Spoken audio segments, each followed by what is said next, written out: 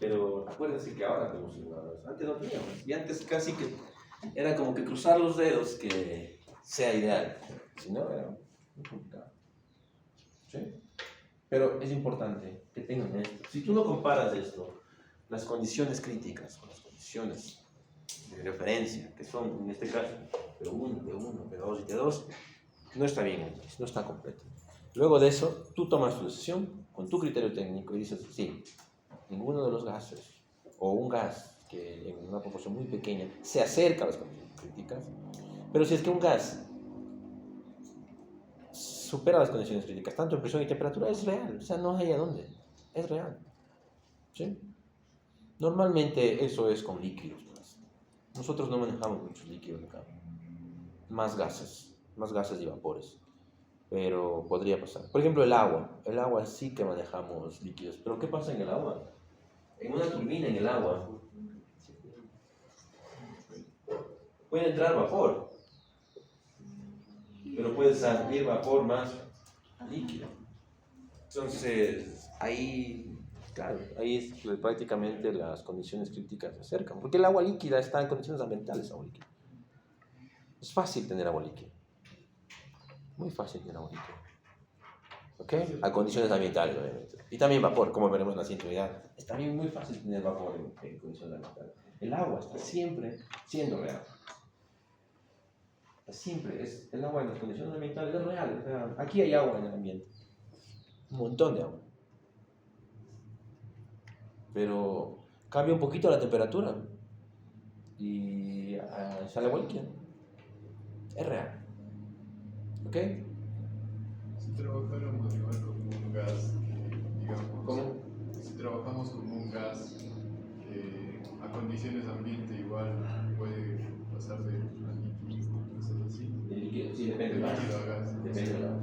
Ahí sería igual, creando ciertas Claro, condiciones. es que condiciones, digamos que está en condiciones ambientales y tu decisión tiene condiciones ambientales y normalmente el agua, o sea, el agua puede ser líquido y puede ser gas en condiciones ambientales.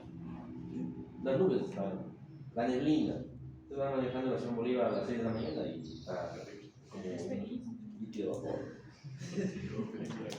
Como película de miedo. Como película de miedo. Sí. Bajas a la costa por Santo Domingo, no sé si alguien está en Santo Domingo por ahí. ¿Alguien es de la costa? Bueno, el agua es un claro ejemplo. El agua debería ser gas o líquido a las condiciones ambientales. ¿Por qué el agua tiene esa capacidad de ser agua? Gas y líquido a condiciones ambientales.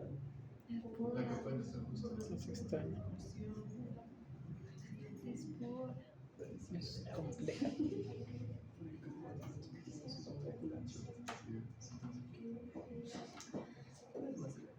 O sea, imagínense, ya sabemos que es líquido y gas del agua.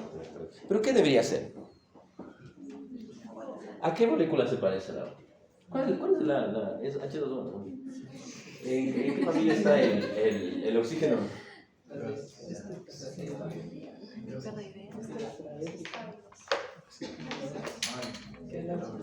Familia de tabla periódica.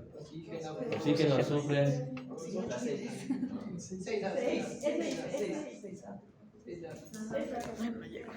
Ese es el agua, ¿no? Por ejemplo, este de aquí, que se parece a las condiciones, al agua. ¿Qué estado tiene? Condiciones ambientales. Es un gas. ¿Por qué el agua será así?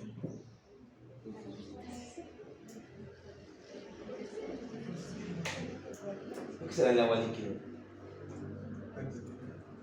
Muy pesado. Porque es líquido. En realidad es muy complicado. Pero bueno, o sea, los puentes de hidrógeno que forman entre agua y el ángulo de 105 grados hace que sea líquida. Y eso significa que haya vida. Si no, no habría vida. Pero ya, así es. O sea, y ese es el problema por el cual no podemos tener una ecuación de estado única. Porque al agua se le ocurrió ese puente de hidrógeno. ¿Sí? Ya no se pudo. ¿De acuerdo? Entonces no hay ecuación de estado 1. Entonces el criterio es este compuesto, qué porcentaje tiene y qué condiciones tiene de líquido. ¿Okay? Supongamos que tenemos un recipiente rígido que está dentro de gases. La mayoría de gases, por ejemplo, son ideales, pero supongamos para el neón, ese solo hay en real. En el IS. En el IS. Le pone real. Ahí no tienes que escoger, A ver, real. Pero- Es que si ya no hay que escoger, es real. Y no quiere decir que necesariamente es que porque sea real, sino que no hay nada, no hay base de datos. Pero real cubre el ideal. Lo real le abarca lo ideal. Solo que el cálculo es complejo. O sea, para ustedes es casi que igual coger realidad. Pero el cálculo es complejo. El cálculo es complejo. Ya haciendo cálculos, obviamente. Muy complejo. Usted se hacía mano, ¿Cuándo hacíamos a mano? como aprendió a Tomás. No le Termo no. Hice segunda en física con el doctor Peña Herrera. No sé si lo ubicaron. Era la persona más buena del mundo, pero ¿cómo jalaba? Toma. Súper, súper buena.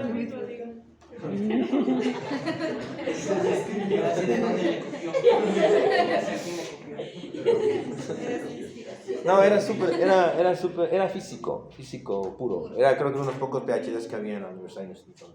Te hablo hace 15 años, ¿no? Uno de los pocos, pero un genio.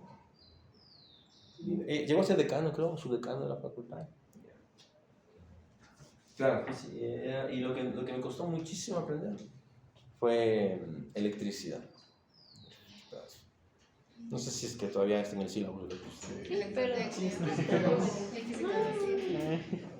Está fácil. A mí se me hace. Era full difícil. Estas bobinas, compost eléctrico, la potente. Pero termo sí me gustaba. Ok, bueno, ¿tienen alguna otra pregunta? ¿Cómo sacaría la eficiencia de segunda ley en un cilindro rígido? No hay trabajo. Cero. Eficiencia de segunda. Claro, porque la segunda ley es lo recuperado para lo suministrado. No recuperas nada. Claro. No, normalmente no te pediría eso. Porque no hay trabajo.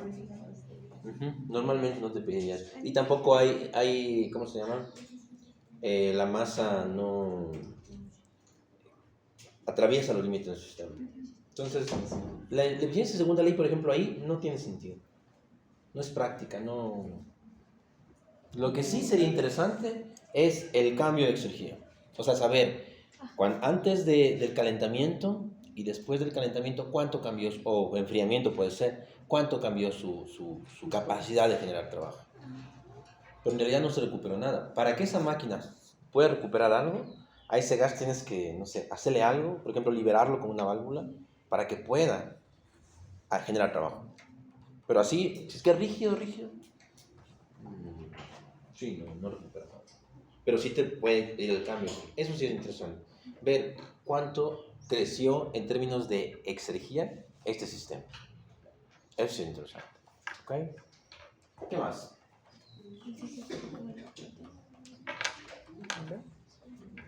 ¿Está fácil? ¿Verán? ¿Se acuerda que una vez nos hizo un gráfico donde estaba una mezcla de gases y después sacó una porción y nos explicó cómo influye la presión, la temperatura y el volumen? Porque cuando yo estoy analizando un gas real, yo puedo sacar la entalpía en función de la temperatura y el volumen. Sí. Y hubo un ejercicio en que teníamos el volumen, teníamos la temperatura, pero los estados de referencia cambiaban.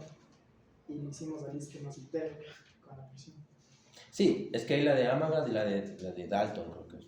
Si tú mantienes la presión total, los volúmenes se hacen parciales. Si mantienes el volumen, las presiones se hacen parciales. Cualquiera de las dos funciona bien. O sea, mi pregunta iba, así yo tengo el volumen y me me da, por ejemplo, la fracción molar. Yo trabajo con el volumen molar por metro cúbico sobre mol. Y me pide sacar la entalpía y tengo temperatura aparte. ¿Yo no necesariamente tengo que utilizar la presión o cómo hago en ese caso? Yo le igualaría. O sea, a ver si te entendí un poco la pregunta.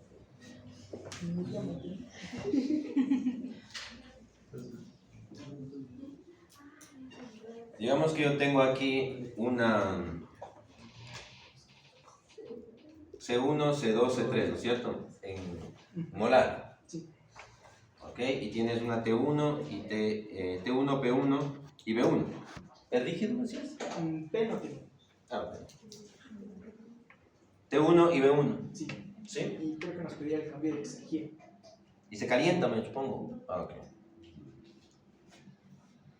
C1, C2, C3, T2, B1 es B1 mismo. ¿Y qué pasa, no es cierto? Hay un calentamiento. Así. ¿Ahí? ¿Qué te pedía el cambio de energía? O sea, al final lo complicado aquí es sacar condiciones de P y T, porque luego el resto es aplicar ecuaciones, ¿no? Ya, ahí, ¿cómo procederíamos? Aquí puedes hacer lo siguiente. Este volumen, puedes hacerle... ¿Y el número de moles tenías? O sea, De cada uno. no, pero tenemos. Digamos que es 0,7, 0,1. Pero digo, no, pero sí tenías. Sí. Ah, ya. Entonces tienes el volumen del componente 1 más el volumen del componente 2 más el volumen del componente 3. Eso es igual al volumen total. Eso puedes hacerle y mantenerlo como unos volúmenes parciales. ¿Sí? O también puedes decir que la presión componente 1 más la presión del componente 2 más la presión del componente 3 es igual a la presión total. También, ¿no es cierto? Cualquiera de los dos caminos que yo me iría en este caso por esto, porque no tengo la presión. ¿Por qué no tengo la presión? Entonces yo diría que la presión, podría yo decir así, si quiero ir por volumen, veamos por volumen. El volumen total es igual a un dato que ya tiene, pongámosle volumen 1.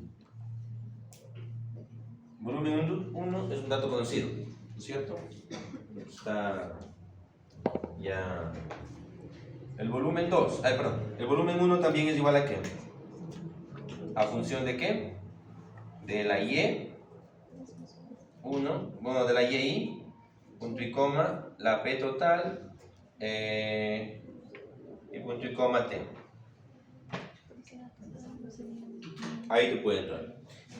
Miren esto cómo se traduce. Sería así. Voy a hacerle para la idea es que completes lo que está aquí. Completes lo que bueno, aquí pongámosle 1, ¿sí? Para que no se confunda. Completar esta ecuación. Esto de aquí, este factor, ¿a qué sería igual? ¿A función de qué? De P total y de T, bueno, TP, P1, T1, ¿pero qué? Multiplicado por Y1, o Y del componente 1. Se completa esto de aquí. Luego, más Y del componente 2 por algo que sea F de P1 y T1, perdón. Completo esto de acá. Y luego el tercero, completo de... Así puede funcionar, tranquilamente. Otra opción. ¿Está claro esto de aquí? Sí. Otra opción. No, yo quiero ver la presión. Ah, ok. Si quieres ver la presión, también no hay problema. La P1 es igual a ¿qué? A la Y del componente, pongamos así, Y del componente 1 por la F de ¿qué? De T1 de ley, obviamente. ¿Y de qué más? ¿De B1 o de BC1? De B1. ¿Por qué? Porque ya tienes la IS1 que le hace B1 a la B1. Y así mismo. Entonces, este pedacito de aquí, T1 y B1, es el pedacito de la presión que sería que P total es igual a P1 más P2 más P3. Este pedacito de aquí es lo de acá. ¿Pero que por qué? Porque aquí tienes esta Y. Aquí sí es molar. Nada más con presiones sí es molar. Siempre. ¿Ok? ¿De acuerdo? Cualquiera de las dos opciones está bien. Aunque no, te da lo mismo, la verdad, cualquiera de las dos. La idea es que tengas esto claro, presiones parciales, volúmenes parciales, lo que tú quieras está bien. Te da lo mismo. ¿Ok? Y en este caso la energía interna sería la fracción del componente 1. La energía interna, bueno, cambiamos de aquí. La energía interna es la misma cosa. La energía interna de 1 es igual a ¿qué? La energía interna del componente 1 más la energía interna del componente 2 más la energía interna del componente 3. ¿A qué es igual la energía interna del componente 1? Es la función puede ser volumen, o bueno, temperatura, si es que digamos que es real, ¿sí? Temperatura 1 y volumen 1, o volumen del C1. Del volumen 1 multiplicado por y del componente 1. O si no, y B del componente 1. También da lo mismo, es lo mismo. Pero yo, claro. Ahora, si que tú quieres coger y copiar para que no estás digitando ninguna, lo más fácil es esto. B de 1 por Y del componente 1. Y esto está completando está completando este pedacito de acá. Esta es la cara. O sea, es la idea de que el total es igual a la suma de todos los pedacitos. Saca cada pedacito. Sino que hablamos que, por ejemplo, cada componente, porque lo que calculamos ahí es un delta de energía interna para cada componente. Que dijimos que el estado de referencia. Para el 2, ya, si es el 1 de 2, claro. Es diferente para cada componente. No importa, se cancelan entre sí. O sea, yo no necesitaría ahí la presión para calcular. Si yo tengo temperatura y volumen, no me hace falta la presión. No, puedes poner presión si quieres. No, pero. O sea, sí. No importa. Sí, pero por ejemplo, si solo tengo T1, o sea, tengo la temperatura y el volumen. No necesito, bueno, obligatoriamente no necesito la presión 1, ¿cierto? No. Ya Seguramente te pedía de dato, por eso lo sacaste. Bueno, tengo que hacerlo. Pero si quieres, o si no, le dejas volumen. Ahora, una cosa, los estados de referencia son diferentes para componente 1 y componente 2. Pero no importa, porque entre ellos se van a eliminar. Siempre y cuando el mismo número de moles esté aquí y el mismo número de moles esté acá. Y esto está multiplicado, bueno, esto está en kilojoules por kilomol. Luego al final le pueden multiplicar a esto por el número de moles total. O en su defecto puedes decir, ¿sabe qué? Ya no quiero hacer así. Ya, y quiero que me saque todo en kilojoules. Voy a hacer lo siguiente. Número de moles del componente 1 por la energía interna, que es función de ¿qué? De T1 y de B1. ¿Pero de qué? Del componente 1. O al final le multiplicas por el número de moles totales. Está lo mismo. Igual, lo que recomiendo es prueben. No digan, así me salió tal. Voy a hacerle con número de moles, a ver cómo sale. Tiene que hacer igual. ¿Sí? ¿De acuerdo? ¿Alguna otra pregunta?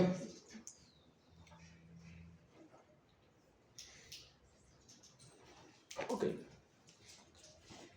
Entonces, bueno, eso veremos para el siguiente año, para la prueba. Que yo sé que les va a ir bien. Voy a tomar fácil. Para que usted, así como la primera prueba que les tomé estaba fácil. Más tiempo. ¿Hicieron los deberes? No hicieron todos. Más tiempo. La teoría estaba en el libro. El ejercicio estaba en el libro, solo le cambié los datos. ¿Quién les toma así? Nadie les toma así.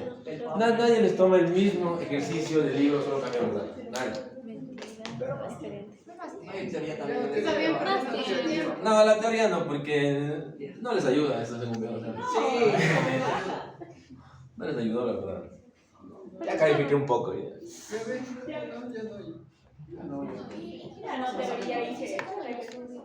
Disculpa. ¿No me dijeron que no vamos a ver al final? Sí, iba a ser ese día y no hicieron. Después ya le iba a subir. Sí, porque ese día se supone que íbamos a hacer, pero dijeron, no quiero. Sí, queremos. Es la misma que yo. Pero es el mismo ejercicio que está en el libro. O sea, puedes verlo en el subordinado.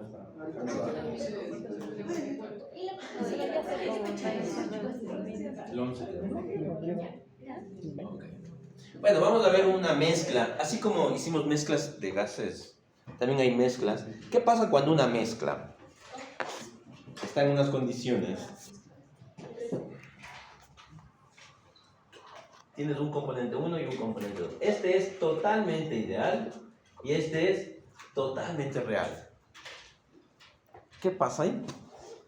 O sea, y lo peor es que ambos tienen proporciones importantes que pueden modificar seriamente el sistema. No es como que hay tan poquito del uno que haga muy ideal, o tan poquito del otro que haga muy real. Todo real. Todo. ¿Qué teoría especial dice? Es que lo real cubre el real. ¿Todo real? Sí, porque ¿Qué caso de práctico les suena esto? Aire y agua. El tema es que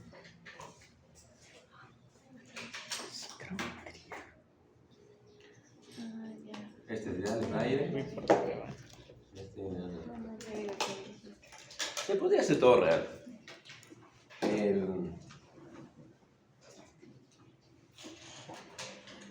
Y de hecho, los resultados serán muy parecidos. Lo que normalmente se hace un poco por facilidad de cálculo. Es que todo es, imagínense, o sea, ustedes están viviendo una transición entre lo que era resolver todo a mano y lo que era hacerlo todo en simulación. Entonces, de ahí tienen que tratar de entender de que nosotros nos dábamos modos para que los cálculos se hagan fáciles. Ahora no, ustedes meten en el computador y sea cual sea el cálculo, da lo mismo. El computador le da lo mismo calcular la raíz de 9 que la raíz de 9,0001. No importa, da lo mismo. Entonces, más o menos es eso. A nosotros, como sea, tratábamos de que sea la raíz de 9 para que se pueda hacer posible de calcular. Para el computador no le interesa eso. Entonces, ¿qué es lo que se hacía? A pesar de que como mezcla se podría considerar como real,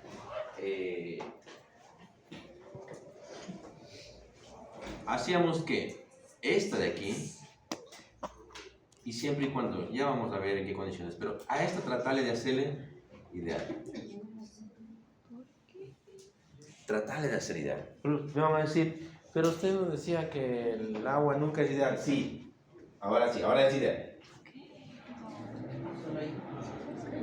Ahora es ideal. Ya vamos a ver en qué condiciones, ¿sí? Normalmente, esta era la única forma de hacer que el sistema pueda resolverse y de sacar resultados confiables.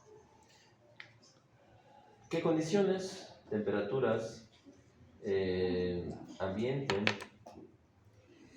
normalmente hasta casi los 50 grados normalmente, y presiones bajas, ¿sí? Cercano a los 100 kilopascales o menores. Solo en esas condiciones el sistema se podía usar como una idealidad. Ahora, en una mezcla aire-agua, que digamos que yo tengo aquí un recipiente y cojo todo el aire, recojo aire y le cierro. La primera cosa que yo voy a asumir es que el componente 1, que es el aire, pongámosle, son colores. El componente 1, que es el aire, que el aire en sí no es una sustancia pura, ¿no? Si no tiene nitrógeno y oxígeno, pero yo le hago pseudo pura. ¿Cómo? Con teoría de mezclas, porque lo que vimos. Y el agua, que es mucho menor en la cantidad, se encuentran uniformemente distribuidos. O sea que yo puedo coger una muestra de este aire y saque la misma proporción de aire y de agua. Saco una muestra de por acá y saco la misma proporción de aire y agua. O sea, está completamente distribuido. ¿Sí? Esa es la primera condición. ¿Sí? Entonces, este sistema, bajo las condiciones, sigue manteniendo lo que nosotros conocemos como sistema aire-agua. ¿Ok? Otra condición que, bueno, esta pongámosle la distribución.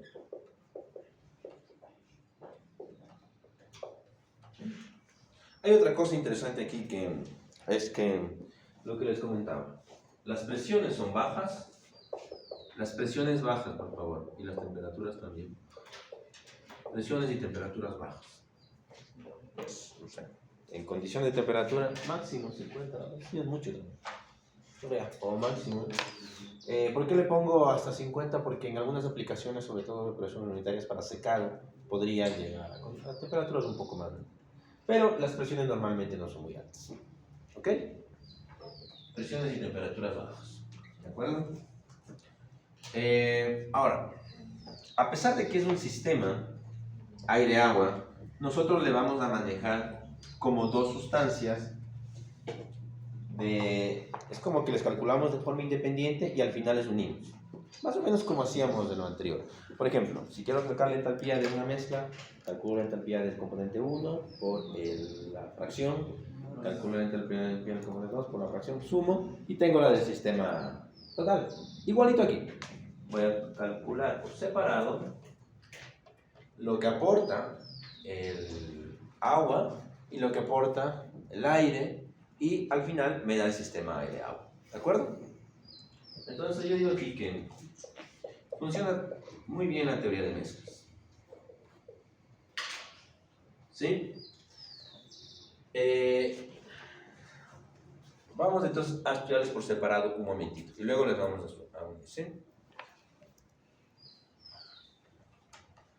Siempre el diagrama TS nos va a ayudar. Este va a ser para el aire y este va a ser para el agua. Lo que les acababa de decir hace un momento es que en el aire, agua. ¿Ok? Lo que les decía yo hace un momento, normalmente estoy trabajando en condiciones cercanas a las ambientales. Entonces piensen en condiciones cercanas a las ambientales. El aire puede estar en muchas condiciones. Si yo le comprimo, ya no está cerca de las condiciones ambientales. Si yo le comprimo, le enfrío, lo puedo estar igual. ¿Sí? Pero está en condiciones ambientales. Entonces, pensando en condiciones ambientales, ¿el aire es un gas ideal o real? Ideal. Sí, las condiciones críticas de nitrógeno son súper altas, en presión, súper bajas de temperaturas, todas ambientales, totalmente ideal. Entonces, ¿qué pasa con esto? Es totalmente ideal. Si es que yo tengo muchos niveles de presión aquí, no va a importar cuánto yo suba, aumente la temperatura. Igual los rangos de temperatura van, no sé, hablemos de los 0 grados, 50 grados máximo, ¿sí? Y las condiciones de presión, digamos que aquí es unas 100 kilopascales, y por aquí hasta 120, y por acá hasta, por darte un valor, ¿no? 80 kilopascales. No importa cómo me mueva yo, este siempre va a estar ideal. Siempre va a estar ideal. No importa tu cosa. ¿Por qué? Condiciones ambientales. ¿De acuerdo? Condiciones ambientales. Acá, el agua. ¿Cómo está? ¿Líquida o gas? ¿Real o ideal? Está por ahí. Y está. Digamos que estas son las condiciones de presión a las que se encuentra. Igual un poquito más abajo y un poquito más arriba. En cualquiera de estas condiciones tú puedes estar aquí o puedes estar aquí. Ese es el problema. Y eso vamos a aprender a ver. ¿Cuánto de esa agua? Es que es uno de los problemas más grandes, que no es que todo el agua dentro de esta masa de aire se comporta exactamente igual. Una parte de esta agua puede estar como gas y una parte puede estar como líquido. O una parte puede estar a punto de hacerse líquido y otra parte a punto de hacerse gas. Puede estar subiendo del estado líquido a gas y viceversa. ¿Ok? Entonces, esa es una condición importante. Y aquí viene la cuarta parte que quiero indicarles. Recordemos esto un poquito. Acá yo tenía la línea de saturación. Voy a borrar esto. Luego le hago otra vez, ¿no? Necesito que esté así.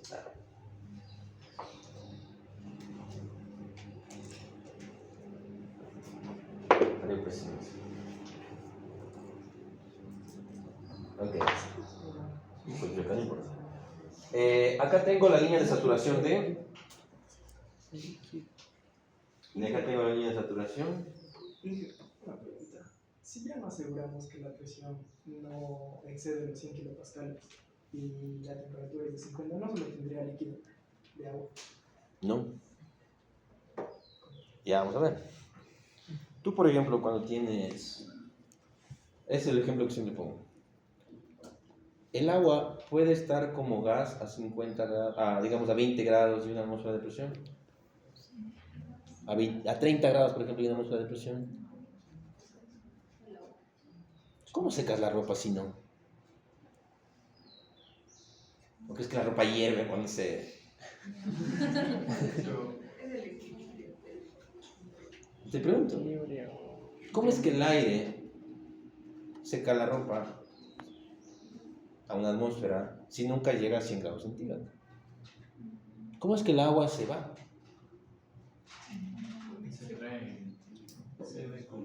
Puede estar como gas. Puede estar como gas.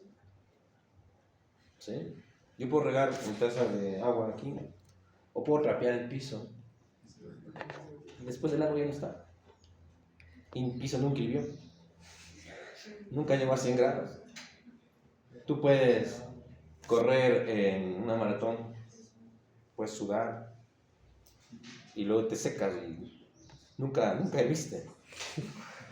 ¿Sí? ¿Ok? Entonces puede estar como cualquiera. ¿Sí? Es el problema. Eso es lo que le dificulta el tema. Es que el agua entra y sale como... Es que, ¿qué pasa? Que está en esas condiciones cercanas a las del crítico. Entonces, cercana a la campana. Cuando estás cercana a la campana, cualquier cosa puede pasar. Cualquier cambio pequeñito en la presión, bueno, la presión normalmente no cae, pero si cambiar igual. Cualquier cambio pequeñito en presión, temperatura y volumen puede hacer que el equilibrio caiga donde sea. Ya vamos a ver cómo. Ok, entonces, ya. Aquí tengo, voy a hacer aquí una línea de presión. Esa línea de presión del agua no se refiere necesariamente a la presión total en sí. Porque en este caso, digamos que esto está a 100 kilopascales. ¿Sí? El agua está a 100 kilopascales y el aire está a 100 kilopascales. Y yo podría decir esto. A agua pongámosle A, no, W pongámosle V al agua, tiene que es vapor, ¿ya? Para no confundir. P aire es A y P del vapor es igual a ¿qué?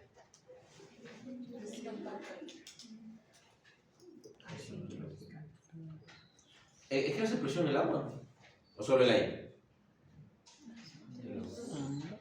Los dos tienen que ser. ¿Por qué? Porque lo que les acababa de decir, presiones parciales. Tanto el agua como el aire deben ejercer presión, si no, simplemente es como que no existiera. Ahora, ojo aquí. Esta presión, ¿cuál creen que sea mayor? ¿La presión que ejerce el aire o la presión que ejerce el agua? Ya sé que los dos ejercen presión. ¿Cuál creen que sea mayor? ¿La del aire o la del agua? Del aire, ¿Por qué la del aire? porque es un gas y está golpeando las paredes del recipiente. ¿Por qué? Porque hay más aire que agua. No estoy haciendo una piscina, ¿no? ¿Ok? Ahora, ¿hasta cuánto esta presión del aire puede crecer? Hasta 100. Si tengo un aire totalmente seco, esta presión del aire puede llegar hasta 100. Sin importar nada más. Solo que esté seco. ¿Hasta cuánto puede llegar esta presión del vapor o del agua?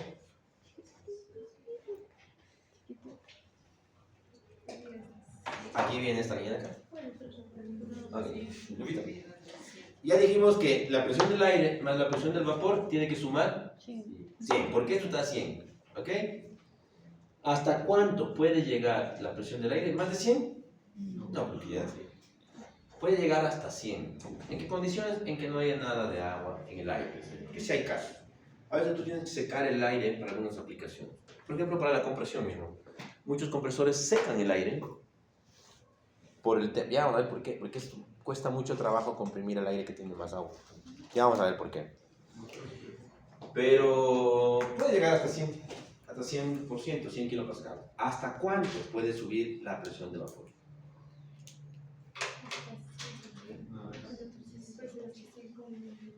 10 kilopascales, 20, 90, 100. Hasta el punto de cocción. Dijo este punto de... Dependiendo de la temperatura. Dependiendo de la temperatura. Aquí viene esta línea que dibujé acá. Dependiendo de la temperatura, que normalmente está entre 0 y 100 grados centígrados. Ah, aquí está bueno. 0 y 100 aquí. Acá 0 y 50, sí. Dependiendo de la temperatura, que no tienen que ser temperaturas muy altas, o son ambientales, 20, 30 grados, 40 grados, suficiente. Dependiendo de las condiciones, a una temperatura de, ojo, y hay una y solamente una temperatura para una y solamente una presión de saturación. ¿Hasta dónde puede ejercer? Ojo con esto, escuchen esto. ¿Hasta dónde puede ejercer presión el agua en una mezcla de aire? Hasta cuando la temperatura a la que se encuentre el aire sature a esa presión. Si llegamos que el aire, ahí viene el otro. Esto tiene una, ya tengo presión, ahora tengo temperatura, digamos que sea 25 grados centígrados. ¿Hasta cuánta presión puede ejercer el aire en esa mezcla? Hasta cuando la temperatura de saturación corresponda, perdón, hasta cuando la presión de saturación corresponda a... No puede más de eso, no se puede más. Cualquier cosa más allá de eso, el aire expulsa el agua y la condensa. No puede más. Hasta ahí llega y es el máximo. Entonces, ¿qué es lo que pasa aquí? Yo como sé, es muy difícil de medir. ¿Cómo mides la presión de vapor? O sea, tú tienes un manómetro y mides la presión total. Pero ¿cuánto es del vapor? ¿Cuánto es del aire? No se puede, es muy difícil. Entonces, la temperatura es fácil medir. Tienes temperatura, tienes presión. Ahora, normalmente, el hecho de que aquí tengas dos componentes o dos gases, te obliga a que los grados de libertad igual se eleven, al menos en una variable más. Aquí necesitas, esta variable de aquí normalmente se bloquea, ya no es variable, normalmente se bloquea. La presión generalmente, ¿por qué? Porque estos sistemas son para sistemas abiertos, sistemas en los cuales la presión atmosférica a la que esté en el sistema normalmente se mantiene constante. ¿Okay? Primera cosa. ¿Okay? Pongámosle aquí. La presión total normalmente es constante.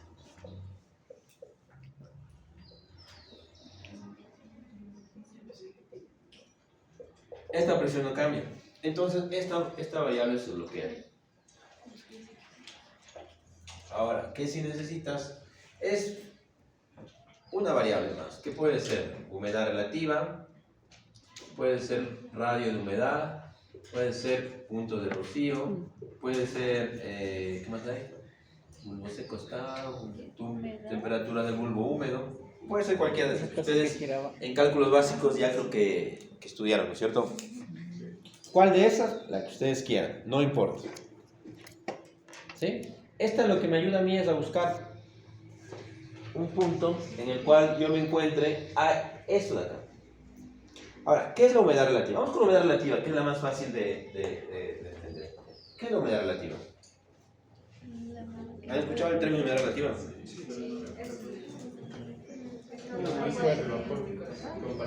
¿Cómo? A ver, por acá.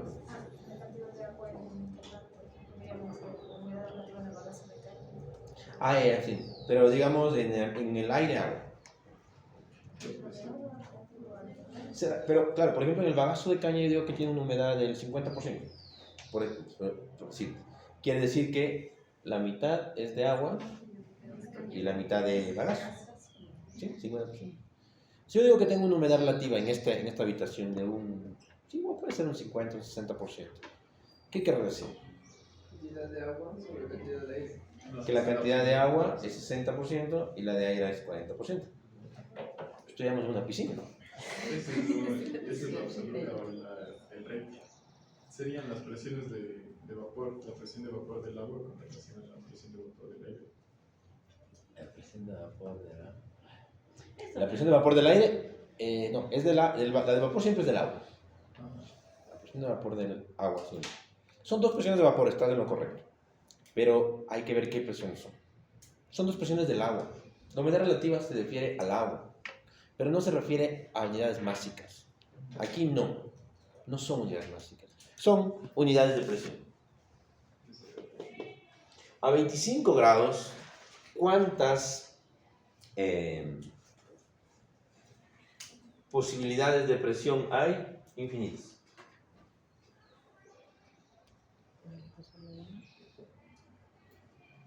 ¿Sí? La cosa es que esté a 25 grados. Y aquí están a 25 grados, mira.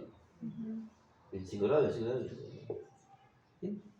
Entonces, tú tienes una presión de vapor aquí, una presión de vapor aquí, una presión de vapor aquí, y una presión, esta no es la presión, bueno, es una presión de vapor, pero normalmente cuando está en saturación se le llama presión del gas. Por eso les decía, toda esta línea es de gas. Toda esta línea es de... Vamos a jugar en este lado de acá normalmente. Todo es gas. Esta es la presión del gas. ¿Qué es una presión de vapor? Sí, es una presión de vapor. Pero yo le voy a llamar del gas, porque me conviene por el tema de las fórmulas que vamos a ver después. Cuando la presión, ojo, cuando la presión sea la de saturación a la temperatura que se está analizando, la presión de vapor se llama presión del gas. Por favor, en la cabeza. Si la presión de saturación, perdón, si a una temperatura dada, la presión que ejerce el agua es la de saturación, se le conoce como presión del gas. ¿Ok? Es muy importante eso. Entonces, la humedad relativa viene a ser esto. La presión de vapor dividido para la presión del gas. ¿Ok? Entonces, cuando la presión de vapor se acerca mucho a la del gas, quiere decir que está acercándose a un límite máximo en la cual el aire puede resistir agua. Más arriba de eso ya no puede resistir agua, a menos que yo caliente el gas. Si yo caliento el gas, el aire puede recibir más agua. Si no caliento el gas, no puede recibir más agua, sino solo a la presión, a la PG. Porque si yo caliento, digamos que le subo a 26 grados, va a haber una nueva PG, pues. Va a haber una nueva PG. Y si le subo a 27, va a haber otra PG. Entonces, obvio que necesito yo tener la referencia de la presión. Perdón, de la temperatura. ¿Sí? Porque yo digo, a esa temperatura, este es el nivel, digamos, un 80%. Una temperatura de 25 grados y una humedad relativa del 80% quiere decir que la presión de vapor se acerca en 80% a la presión del gas a la saturación que correspondería a 25 grados centígrados. ¿Cómo será de saturación? Es fácil. Vas a las tablas y dices, a 25 grados centígrados, ¿cuál, pueden ver sus tablas de vapor por ahí? ¿Cómo? 3.17 kilopascales. 3.27 kilopascales. Entonces dices, vas a tu tablita de vapor y dices, voy a entrar a la del gas, lado del gas, voy a entrar a 25 grados y voy a leer aquí esta temperatura y presión, ¿no es cierto? Voy a entrar a 25 y me dicen que es 3.17 kilopascales. Lo máximo que puede ejercer de presión el agua en esa mezcla de aire-agua a 25 grados centígrados es a 3,17. Entonces, si es que a 25 grados esto es 3,17, ¿cuánto será la del aire? Está 100 menos 3,10. ¿Cuánto sería? 96, 87. 83. ¿Ya? Eso es todo. ¿Y qué pasa si es que cambia la temperatura? Toca volver a calcular. a una presión, pero a una temperatura, el agua, lo máximo que puede ejercer en términos de presión de vapor es la presión del gas. No puede más. Cualquier cosa por encima de eso, el agua comienza a condensar, el agua comienza a condensarse. Ahora, pasa que normalmente la presión no cambia, eso les digo, si son 100 kilopascales, son 100 kilopascales. Lo que sí cambia normalmente es la temperatura durante el día.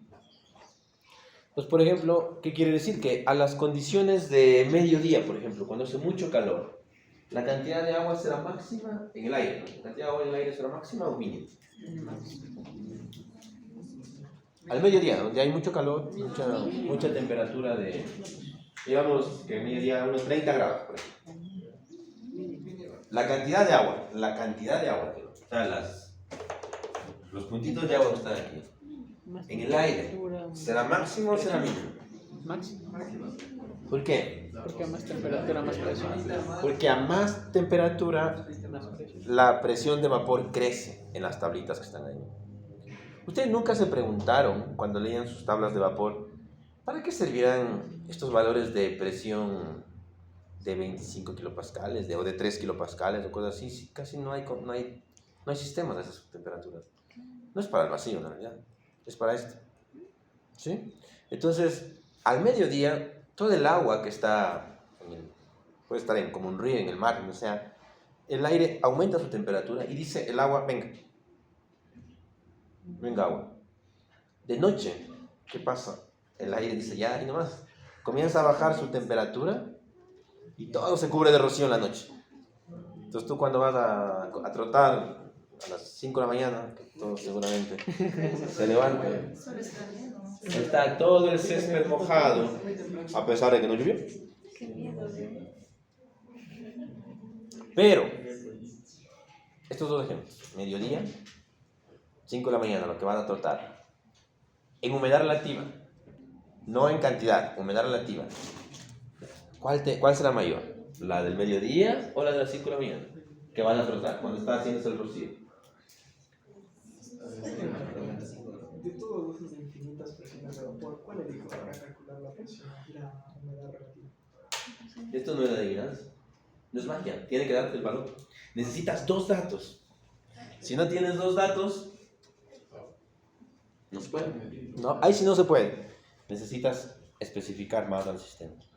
¿Por qué? Porque es justamente esto. Esta cantidad de posibilidades infinitas. Debería darte una para que pueda tu sistema ser especificado. Y es fácil de medir, ¿no? Por eso también la humedad relativa. No es tan fácil. La temperatura del volumen es fácil de medir. Ya vamos a ver, es un poco más grande. Ahora ya hay equipos. Eso les digo, todo esto fue creado hace 20, 40, no sé, años atrás, en donde era muy difícil, ¿eh? Pero funciona. Ahora funciona bien. Funcionó bien y ahora funciona mejor. Pero ¿cuál humedad es mayor? La humedad relativa, digo. La de las 5 de la mañana que está en el rocío, lo que ustedes van a trotar, o la del mediodía que... La de la ¿Por qué? porque la presión de vapor es el gas. Está más cerca ¿La de la presión de vapor o la...? No, la de gas.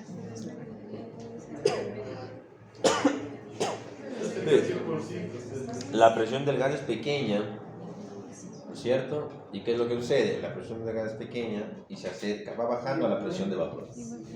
¿Por qué es pequeña? Porque la temperatura va bajando. Entonces, estas dos bajan iguales, baja esta, baja esta.